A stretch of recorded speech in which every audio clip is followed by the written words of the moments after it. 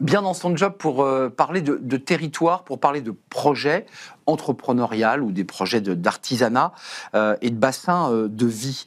On en parle avec vous, Alexandre Salahune. Vous êtes le fondateur de Comme une opportunité. Jeu de mots, comme une opportunité. On voit bien le concept.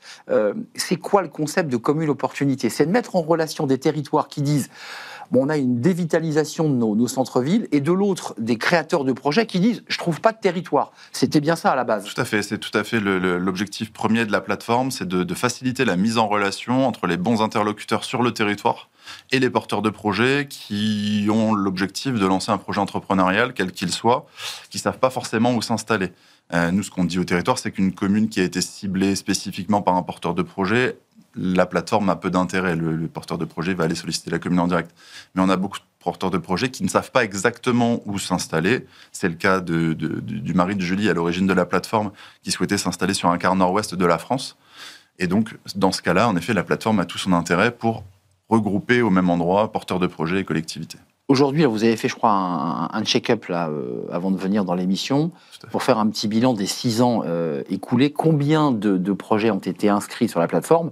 Combien ont été validés? C'est plus compliqué. Et combien de communes se sont pluguées? Puisque tout l'intérêt, c'est de se pluguer à votre plateforme pour essayer de voir tous ceux qui s'y sont inscrits. C'est ça l'objectif. Tout à fait. Aujourd'hui, on a accompagné plus de 500 communes depuis le lancement de la plateforme en 2019, avec lesquelles on a travaillé, communes ou collectivités.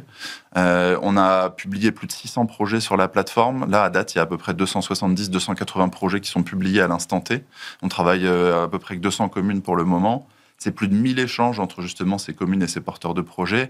Et on est sur une moyenne de 3 à 4 installations de porteurs de projets par an, ce qui semble assez peu, mais en fait, ces porteurs de projets, ça prend du temps à installer, en fait, après réellement, et à passer à l'action. Pour vous donner un ordre d'idée, on a une porteuse de projet qui a validé son installation en mai de cette année avec une commune en Alsace, et l'ouverture entre les travaux, la partie administrative, ne se fera qu'au mieux courant décembre.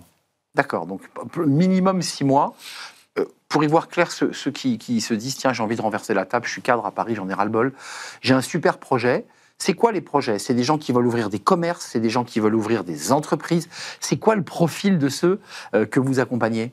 Alors, il y a un peu de tout. Nous, on travaille justement sur tout secteur d'activité. C'était l'objectif de la plateforme, c'était de pouvoir vraiment centraliser dans un seul et même endroit tous ces projets. On va avoir beaucoup de commerces de bouche, donc des gens qui veulent reprendre ou créer des restaurants. Donc ça peut être des gens qui ont déjà des entreprises de leur côté et qui veulent changer de région, parfois. Changer de région.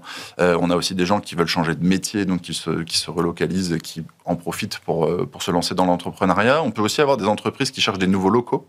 On l'a eu au départ de la plateforme, par exemple, une entreprise qui était en région parisienne et qui souhaitait avoir d'autres locaux en province. On peut avoir aussi dans le domaine de la santé.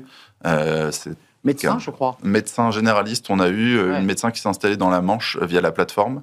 C'est un sujet qui est très compliqué, la médecine, parce que de toute façon, aujourd'hui, il y a une pénurie de médecins.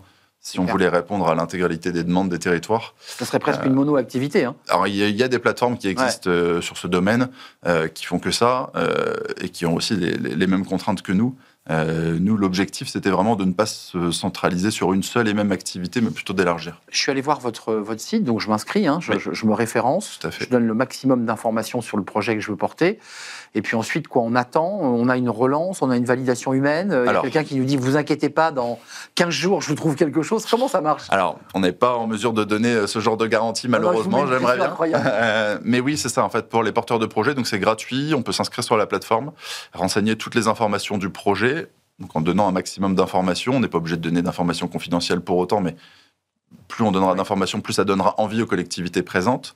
Il y a de la modération qui est faite de notre côté, parce qu'il faut que le projet colle à ce qu'on attend, c'est-à-dire une implantation physique sur le territoire. Et nous, ça nous permet de juger un minimum le sérieux du projet. Et après, une fois que vous êtes inscrit, vous pouvez vous-même solliciter toutes les communes qui sont sur la plateforme. J'y ai accès. Voilà, directement, et trouver le bon interlocuteur sur le territoire qui saura soit lui vous renseigner, soit vous rediriger éventuellement. D'où les échanges dont vous parliez, c'est-à-dire je me connecte, je vais chercher, alors ça match ou ça matche pas, parce qu'en fait c'est tout l'intérêt de la plateforme, c'est du matching. C'est ça. Qu'est-ce qui bloque aujourd'hui? C'est le fonds de commerce, c'est que la mairie ne cède pas forcément la gratuité, parce qu'il y a tous ces enjeux-là en fait. Tout à fait. Alors, nous on a beaucoup de collectivités, surtout les petites, qui sont prêtes à faire beaucoup d'efforts pour attirer des porteurs de projets. Ça va en effet de la gratuité du local, ça va de l'accompagnement sur les travaux, ça va de la réhabilitation de certains certains lieux. Bien sûr. Il y a vraiment beaucoup de choses qui sont faites à ce niveau-là. Et après, c'est aussi une question des fois de temporalité entre l'avancée du projet côté porteur et l'ambition de la collectivité. Ça va être de trouver les porteurs qui veulent venir dans la commune. Nous, par exemple, on travaille aujourd'hui avec la métropole européenne de Lille, qui est le plus gros territoire qu'on accompagne. Et la plus petite commune, c'est une commune dans les Hautes-Alpes qui a 250 habitants. Donc on a aussi des grosses disparités entre les territoires et donc entre les envies des porteurs de projets. Allez sur eh bien, cette plateforme comme une opportunité, c'est tout simple, vous avez juste à taper comme une opportunité, puis vous pouvez poser votre projet et faire matcher, aller à la rencontre des collectivités et peut-être de la région de vos rêves, parce qu'il y a un vrai sujet avant de nous quitter, il y a quand même des régions particulières, plébiscitées, où les gens... Alors, on a un peu de tout. Aujourd'hui, nous, on a eu travaillé plus avec des communes de Bretagne. Il n'y a pas d'ambition particulière. Le but, c'est vraiment d'être d'origine. On a vraiment vocation à travailler sur la France entière.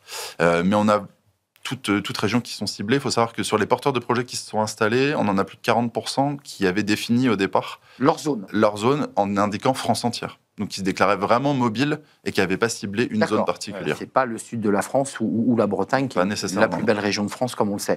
Merci Alexandre Salaün, vous êtes le fondateur de Commune Opportunité. Allez jeter un œil et inscrivez-vous si vous souhaitez déposer un projet. Merci de nous avoir rendu visite, c'est un vrai plaisir. On tourne une page, on revient à un sujet plus technique, l'innovation, la recherche et le développement, les doctorants, tous ceux qui vont nourrir par leur savoir, leur intelligence, notre économie et donc notre compétitivité. On en parle, on accueille dans le cercle RH Clarisse Angelier, elle est la déléguée générale de l'ANRT. Vous ne savez pas ce que c'est? On va tout vous dire, c'est tout de suite.